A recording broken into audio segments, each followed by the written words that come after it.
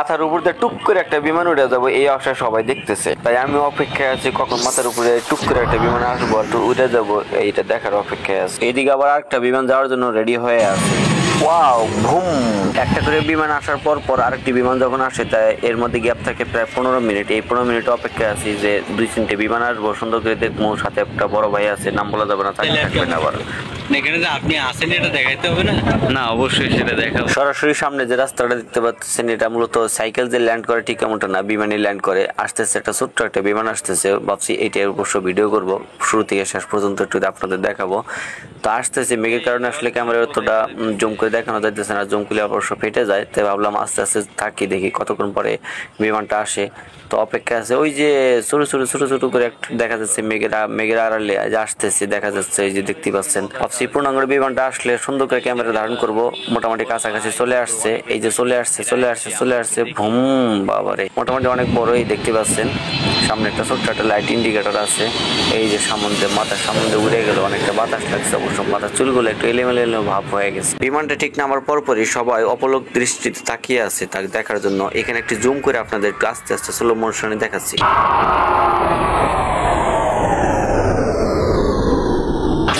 আসতেছে, এটা একটা চাচাতো ভাইরে আসতেছে, ল্যান্ড করতেছে আস্তে আস্তে। আর ওই পাশে এখন ভালো লাগবে যদি এটা কাছ থেকে দেখা যায়। আচ্ছা, এটা কি কার্গো ইয়ার অ্যাক্ট, কার্গো ইয়ার অ্যাক্ট। এই যেটা এখন ঘুরছে, শুরু হবে ইনশাল্লাহ। ও কি একটা শব্দ করে উড়ে যাচ্ছে।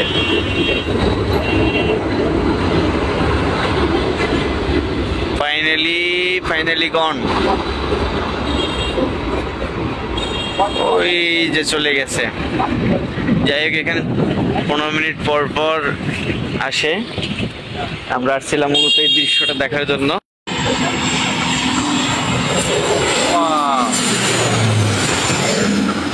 সুন্দরভাবে তারা ল্যান্ড করবে।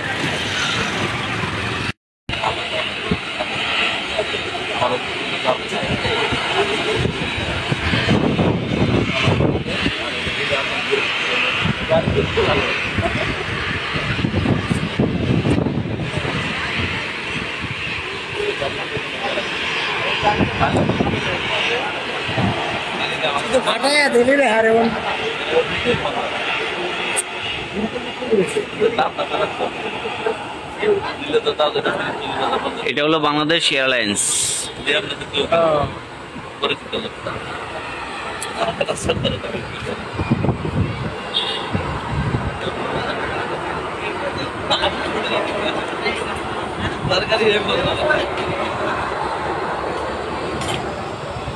চলো চলো